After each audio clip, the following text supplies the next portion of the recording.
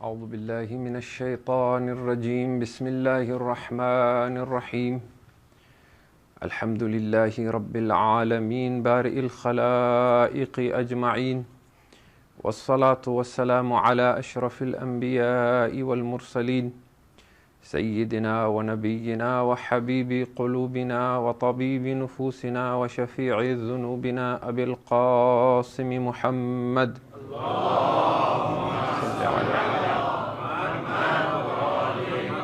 ثم الصلاة والسلام على آل بيته الطيبين الطاهرين المظلومين واللعنة الله على أعدائهم أجمعين من يوم عداوتهم إلى يوم الدين.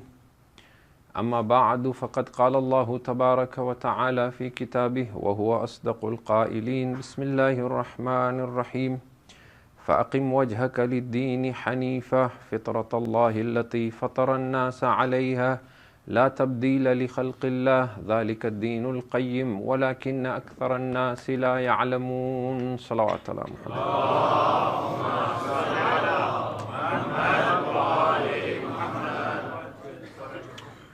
Tonight is our 9th discussion on freeing the butterfly within. And tonight we want to talk about fitra and tabi'ah in society and in governments. The world moves on the basis of some individuals within these governments, within these communities, that vie with each other for positions of leadership so that they may guide and lead the rest of that society. And this is because humans by nature cannot do without leadership. It is within our fitrah that we want to either lead or be led, that we need an imam, that we need a guide. That is why even the Kharijites, when they opposed Amir al-Mu'mineen alayhi salam and said, Allahumma salli ala Muhammad wa ali Muhammad,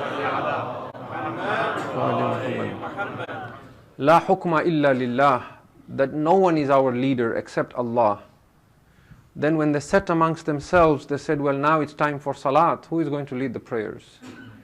We need to collect donations to prepare our army to fight Ali. Who is going to collect the money? Who is going to decide the strategy?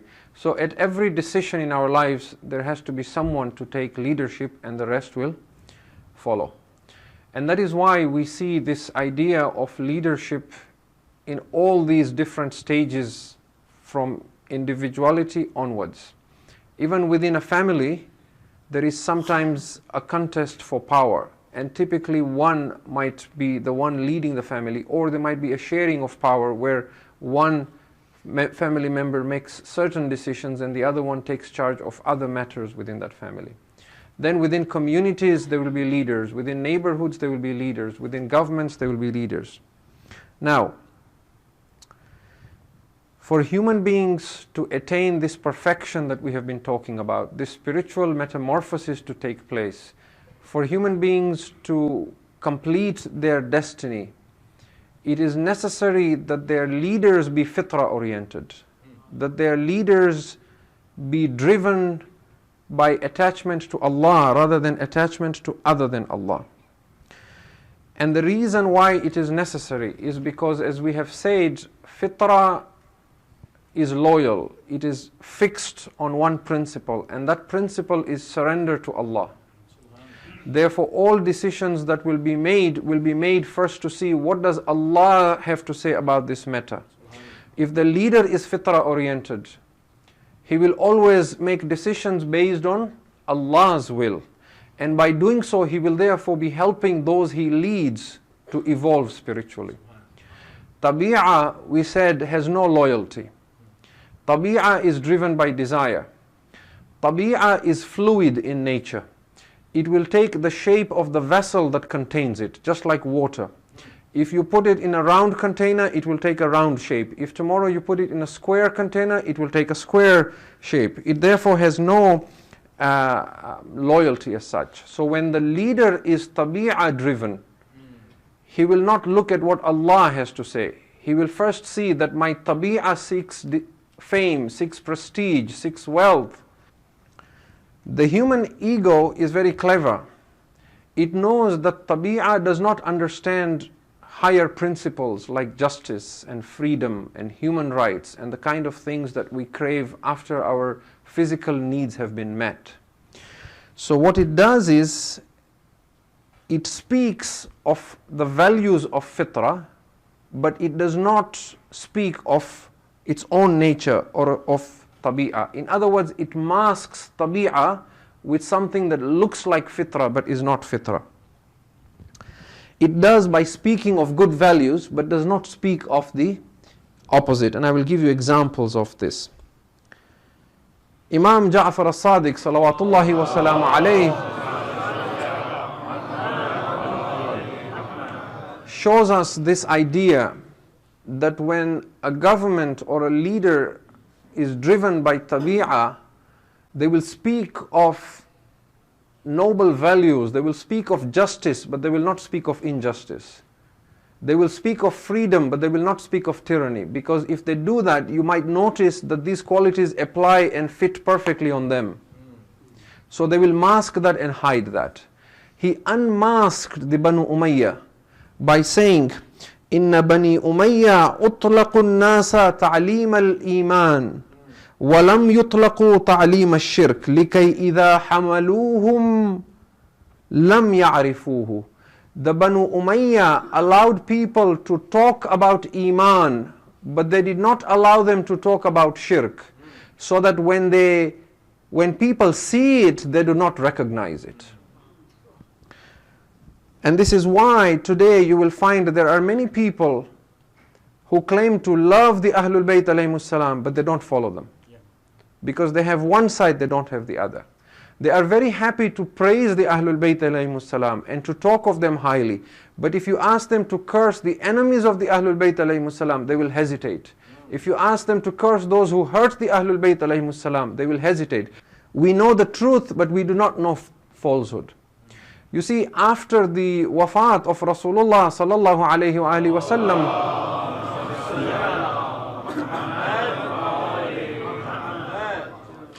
the Muslims never fought amongst themselves in battle. There was never a civil war until the Battle of Jamal during the time of Amir al-Mu'mineen alayhi salam. That was the first civil war in Islam.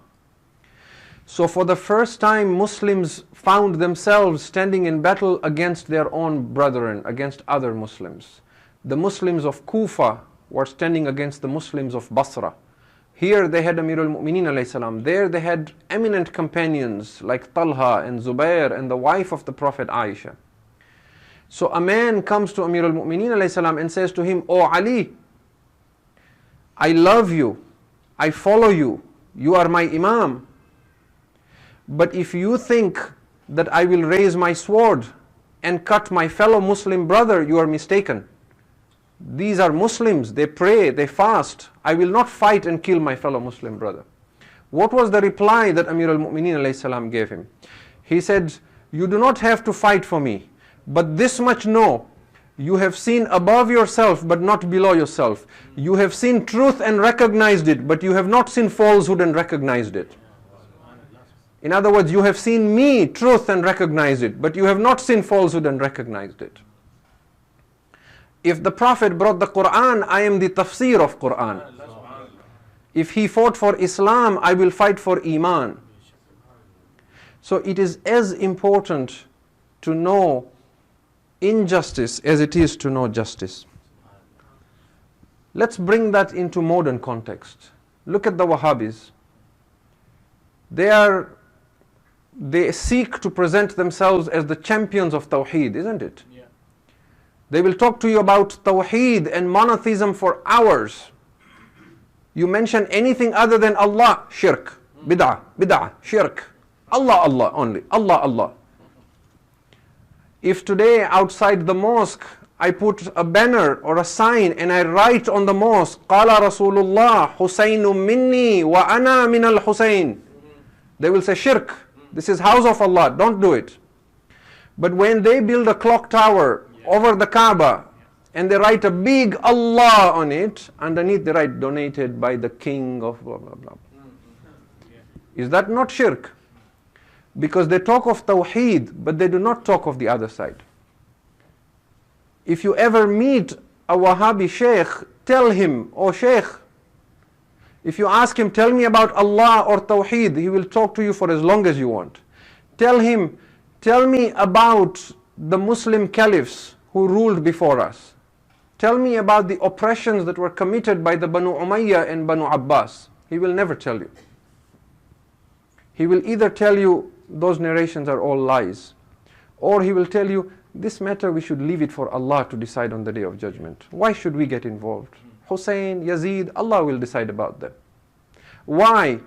Because if he admits and he talks about oppression and injustice, and he has to say that Yazid was Sharibul Khamr, that Yazid was a drunk and a gambler and played with dogs and monkeys, then he cannot call Yazid Amirul Mu'mineen. And he needs to call Yazid Amirul Mu'mineen. So he will talk of Tawheed, but he will not talk of Shirk. He will talk of Adala, but he will not talk of Dhulm. This is a sign of a Tabi'ah-oriented government. So we need to understand that Fitra-oriented leaders work on a fixed principle. Because they are only concerned about what Allah wants, they are as comfortable talking about injustice and condemning it as they are comfortable talking about justice and praising it. Whereas Tabi'ah-oriented leaders, because they are fluid, they have no loyalty, they are flexible on their principles. Therefore, they will only talk and praise that which is good. They will not talk of that which is ugly, because they seek to mask it with that which is good. A Tabi'ah-oriented government or society will only be driven by material needs, because Tabi'ah by its nature is concerned with physical pleasure and material pleasure. That is why when a government is primarily Tabi'ah, the yardstick of people's happiness is largely the economy. And the leaders of that government are only concerned with ensuring the economy is doing well. Why? Because good economy means people are happy in their physical needs. What they seek for their physical needs and pleasure is being met. As long as the people are happy with their physical needs, they will keep me in power. I will continue to get votes. I will continue to get re-elected.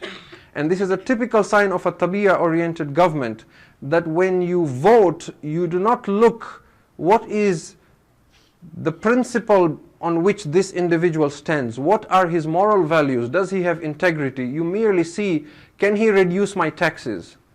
Can he create more jobs? Any scandal he's involved in, that's his personal problem. I don't care the values and principles on which the country and the government I live in is based. All I care is that I continue getting my benefits, that I continue getting my physical needs being met.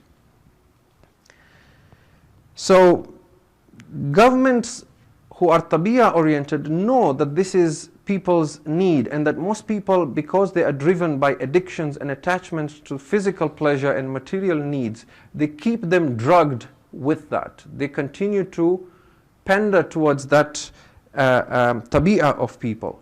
What is it you want that will keep you happy and silent, so that you will not ask for questions that have to do with fitrah, that you will not ask, why is my government giving my tax money to support an unjust government to bomb innocent civilians in another land? You should not concern yourself with that. Stay busy with your work. Think about how to make more money, how to get the latest gadgets, how to be happier in your physical needs. What is it you want? You want us to allow abortion? No problem. You just vote for me. We cancel abortion. What does Allah think about it? Doesn't matter. What else do you want? You don't want capital punishment? No capital punishment. You want gays to have the right for marriage? No problem, we give you that. So whatever your needs are, as long as your tabi'ah is met, and whatever you see as a physical need is being fulfilled, I will give it to you, so long as you vote for me. We said tabi'ah wants reward. So it becomes, you scratch my back, I scratch your back. You want physical needs, I will make sure you have whatever you want. I will change the rules, disregard what God wants.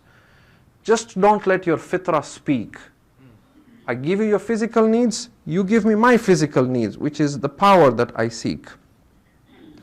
Now, the moment your fitra begins to speak, I am one individual, there are hundreds of you here, I am leading you. I'm trying to make sure that I'm catering to the majority here and fulfilling their physical needs so that I remain here above you in power. The moment a group of you stand up and your fitra begins speaking and saying, wait a minute, you are keeping us drugged and addicted. What about injustice? What about freedom? What about human rights? Now, I have two choices. One is I can suppress you and oppress you because tabi'ah flees from pain and seeks pleasure and fights for survival. One way to fight for survival is to squish and to kill any opposition. So I can oppress you. But if I'm smart and I have seen what happened to Saddam and what happened to Gaddafi and what happened to others, then I know that if I oppress you, it's not going to work. Because if I oppress a group here, it's only a matter of time before a group stands here and starts shouting the same thing. Because fitra is infectious. Once one starts, others will start speaking. So the better option is, instead of suppressing and oppressing you, because I am tabi'ah oriented and your fitra is waking up, I bring in something that looks like fitra. I mask tabi'ah with a wrapper and a cover of fitra so that you begin to think that I have given you and answered your fitra. Okay. People by their nature in a fitra driven system, people want to be led by a leader who is fitra oriented. In their essence, in their divine nature, they want a leader who is surrendered to Allah, who is concerned more about what Allah wants and not even by their own will, because they know this is necessary for their spiritual growth. So they want justice is important to them, freedom is important to them. Again, let's make it relevant now. The United States sees itself as the world's policeman. They are the champions of human rights and democracy, isn't it? Anything that happens in the world, no one else speaks, but they immediately issue a statement, isn't it? For the past several decades, and the American people are wonderful people. They are some of the most charitable people. When there are disasters in the world, they will raise an enormous amount of donations. I'm talking here about the government, not about the people. So as a state, as a country, they have always talked about human rights and democracy and championed it. They didn't start talking about it now. From the time we were children, they've been talking about it. You wonder that all these decades that passed, all these monarchies in the Middle East that were oppressing their people, why did they not speak against them? Because it was not convenient. Now look at how a tabi'ah government operates. As soon as the fitrah of the people of Egypt woke up and they began saying, we want rights, we want human rights, we want the same thing that the American people have. We want equal opportunity. What did the champion of democracy do? They waited. They waited and they waited. And the world kept saying, world policeman, what's your decision? Are you supporting Hosni Mubarak? Are you supporting the people? Tell us. They waited. They're waiting to see who's winning. Once it became clear, they said, we support the people. Human rights, because it's a done deal now. There's nothing you can do to stop it. Very good, very good. You supported human rights. But unfortunately, the people of Bahrain wanted human rights. Now when the people of Bahrain began saying, the same champions kept quiet, because now we have a navy fleet there. So we cannot say. Do you see how tabi'ah is fluid? You put it in a round container, it becomes round. You put it in a square, it becomes square. It is no fixed principle. So then, a little skirmish takes place in Iran. A few people stand up, there's a bit of a protest, a few people are arrested. And the president himself, Obama, comes on TV and says, and he mocks Iran and says, look at the hypocrisy of Iran. They speak against human rights in Bahrain and they oppress their own people. Very good. Human rights, democracy. Now, what goes around comes around. I watch TV and I see an American police officer casually walking in front of students at the university and pepper spraying them. Yeah, just like that. Just like that, casually. The same champion of democracy keeps quiet. Yeah. Again, you see that fluidity. There is no fixed principle. That was the right time. If he was a fitra-oriented leader, he would have stood and said, this is wrong. We talk of democracy. We talk of human rights. It cannot happen on our own land. Can you imagine if this had happened in Iran and an Iranian police officer had pepper sprayed people? This would have gone all the way to the United Nations. Perhaps even a war would have been justified on that. So, tabi'ah wears a mask. It has no loyalty. And this goes all the way back to even the time of the Pharaoh. Fir'aun was a tabi'i government. And the Quran attests to this. In Surah Taha, chapter 20, verse 64, when Fir'aun was preparing for the showdown with Musa, and he gathered people from all over Egypt and beyond, because he was so confident, I will win this. He issued a statement before the showdown. This is Surah Taha, chapter 20, verse 64. He said, قَدْ أَفْلَحَ مَنِ اسْتَعْلَى. Whoever has the upper hand today, he shall rightfully be the successful one. So that was the principle that he declared. But when he lost, he forgot that he had said, قَدْ أَفْلَحَ مَنِ اسْتَعْلَى. He said, this was a plot you plotted. This Musa, إِنَّهُ لَكَبِيرُكُمْ. You plotted this together. الَّذِي عَلَّمَكُمُ السِّحْرِ. He is the one who taught you this magic. And this plotting was done beforehand. وَمَكْرٌ مَكَرْتُمُوهُ فِي الْمَدِينَةِ. You see the same principle that he first speaks and agrees. This is the rule. Whoever wins is right. But when he loses, now I will redefine what is right. Because the principle is very fluid. When my own people fight for rights and say we have no jobs, we are suffering in poverty, only 1% has the wealth, 99% has poverty, and we wish to occupy Wall Street until we get our rights, they are removed. Why? Health and safety issues. As far as I remember, there was a lot more health and safety issues in Tahrir Square, but you supported it. There was a lot more health and safety issues in Libya, but you fought a proxy war there as well. So the issue is not giving human beings their rights or freedom. The issue is, I need to stay in power. And I will change the rules and the laws as it pleases me, as long as I can fool you that what I am doing is human rights. When fitra speaks, people in whom fitra is awakened, they will support it. But people who are tabi'ah driven will oppose it. And Fir'aun was the same.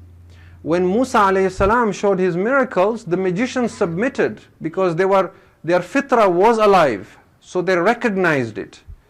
Fir'aun instead immediately began to threaten them. He said, قَالَ لَإِنِ اتَّخَذْتَ إِلَهًا غَيْرِ لَأَجْعَلَنَّكَ مِنَ الْمَسْجُونِينَ. This is Surah Shu'ara, chapter 26, verse 29. That if you take any god besides me as your God, I will imprison you. And oppressors work on three principles. When your fitra first wakes up, they will ignore you. If you continue shouting and your fitra continues shouting, then they will ridicule you. And if it continues shouting, then they will oppress you. You look at this at the time of Fir'aun, same thing. When Musa alayhi salam came first, he ignored him. Then he made fun of him and mocked him, and then he began oppressing. You look at the time of Rasulullah sallallahu alayhi wa sallam.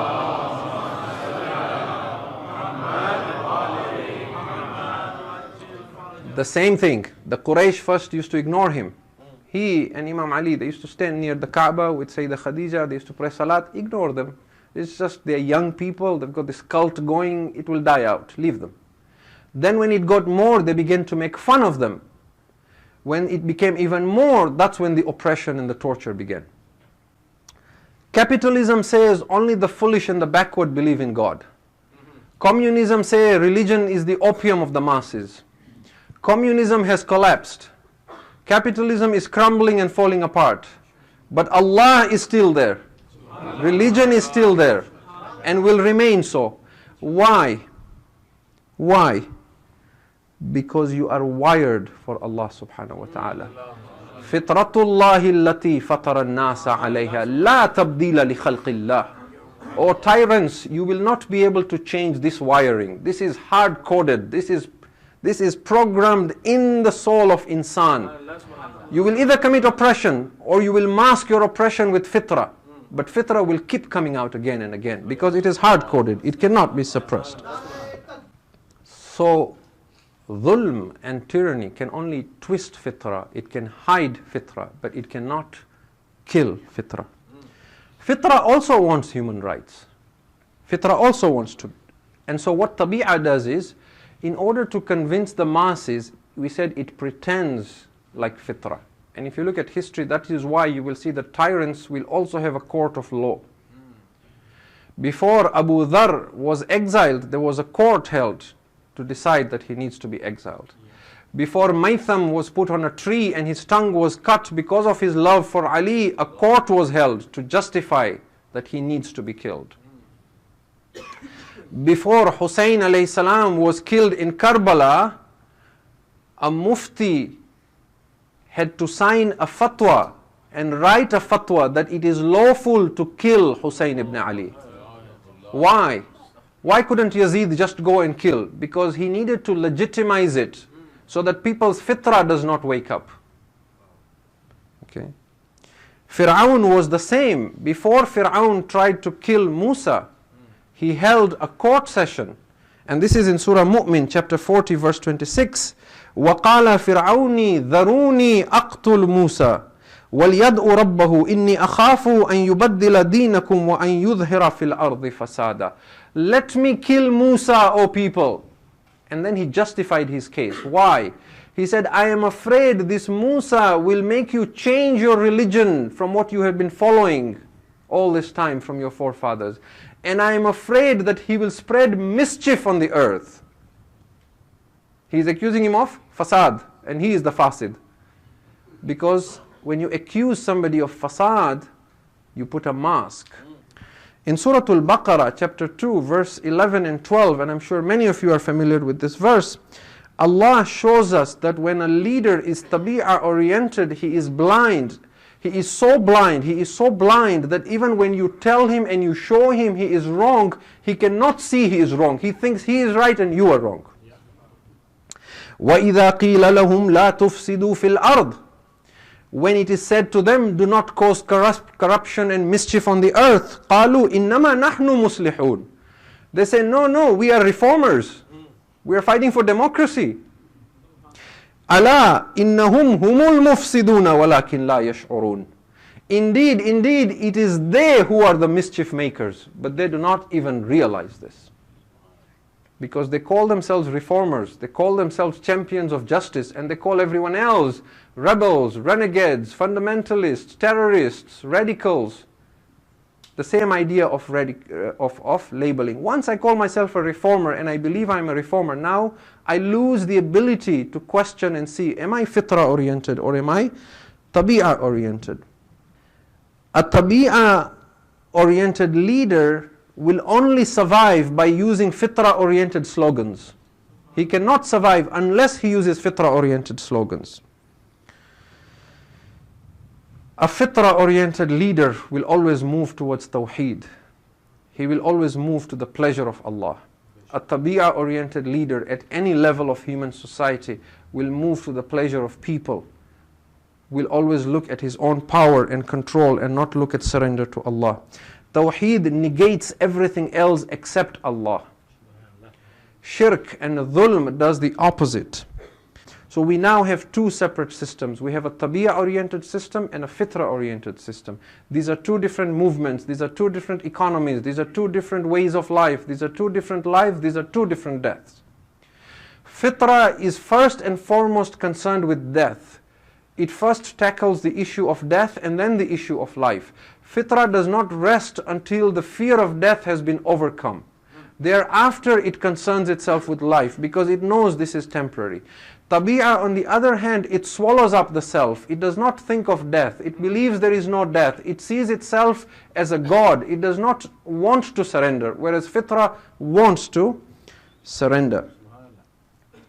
It is for this reason that you will see that world powers constantly try to dominate each other, because the leaders are worms and caterpillars. They are not butterflies. They only want reward, they want wealth, they want power, they want control, they want oil. A butterfly leader, that we said another name for him is Al-Insan Al-Kamil, is not interested in these things. When Amirul Mu'mineen Ali ibn Abi Talib salawatullahi wa salamu,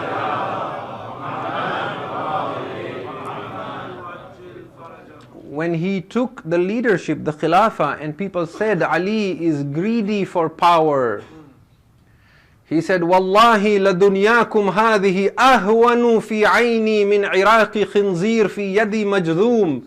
I swear by Allah, this world of yours has less value to Ali than the leftover bone of a pig in the hand of a leper. لَدُنْيَاكُمْ هَذِهِ أَزْهَدُ عِنْدِي مِنْ عَفْتَةِ عَنْزٍ. This world of yours has less worth to me than the sneeze of a goat. This is the eloquence, the fasahat and the balaghat of Ali ibn Abi Talib. Ali is greedy for your world. So a fitra-oriented leader will lead only because Allah has charged him with this task. So in surrender to Allah he leads. He is not greedy for it. Whereas a fitra-oriented leader will do the opposite. To ask a butterfly to live amongst worms is painful, because he feels caged.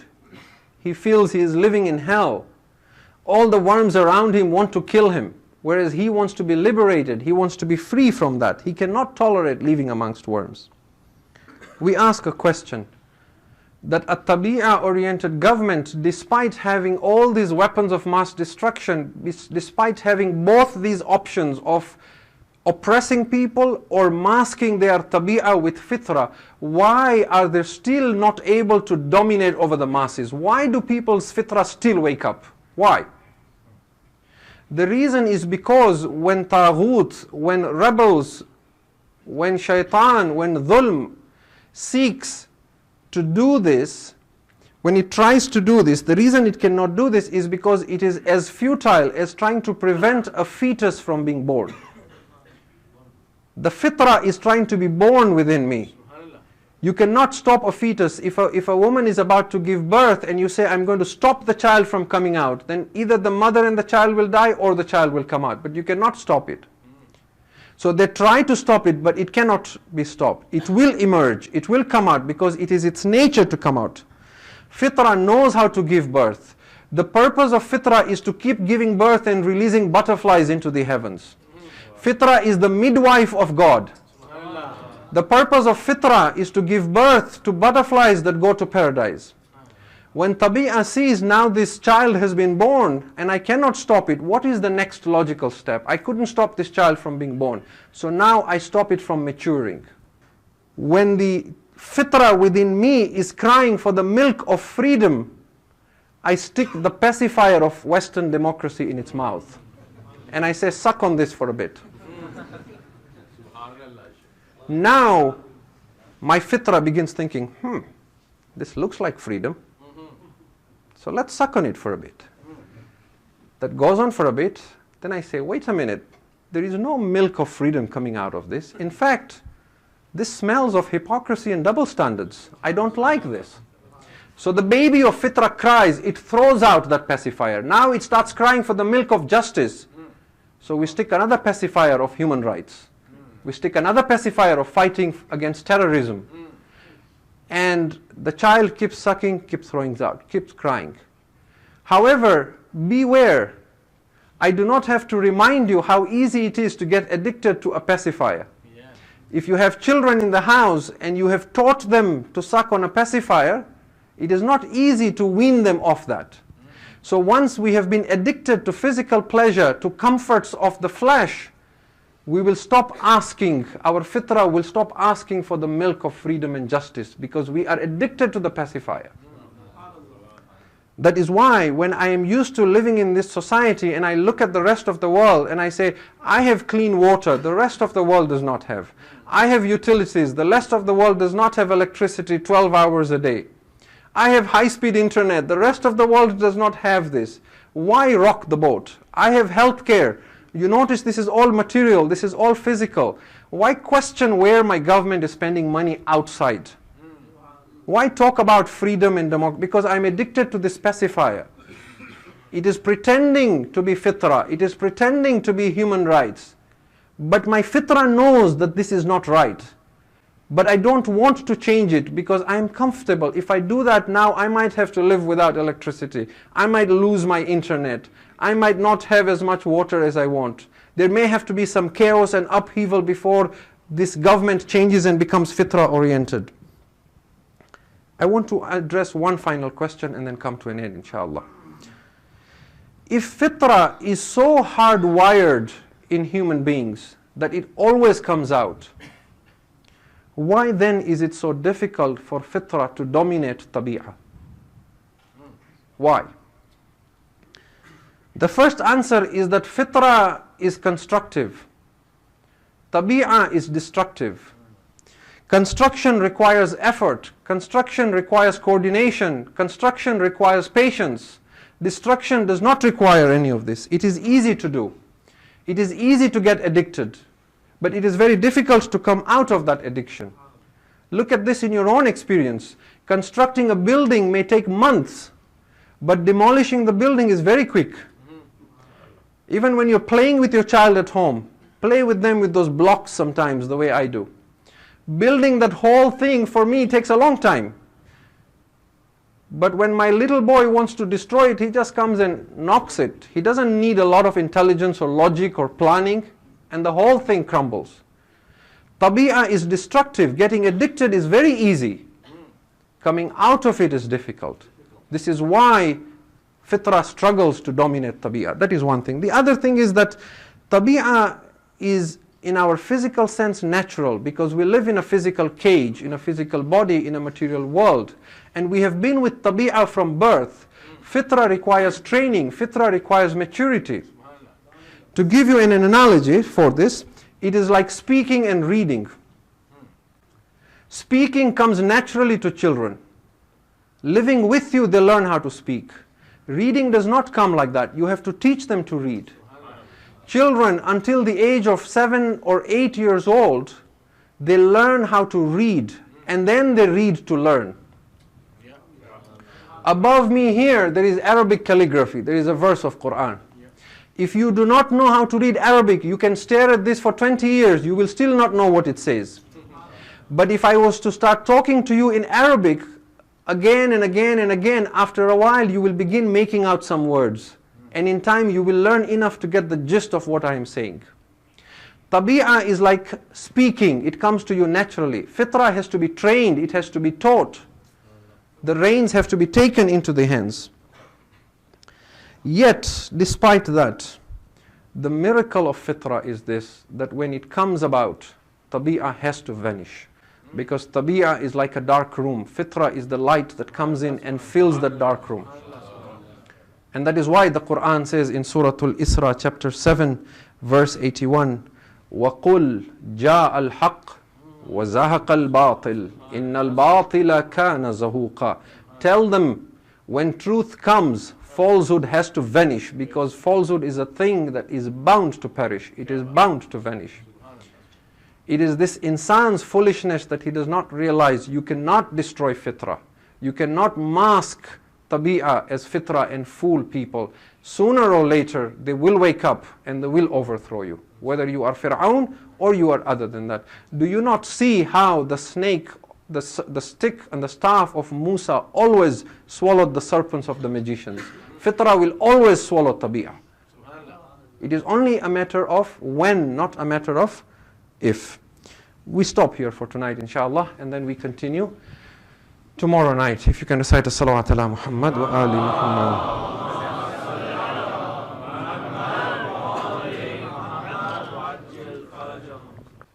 Because the love for Hussein is fitri.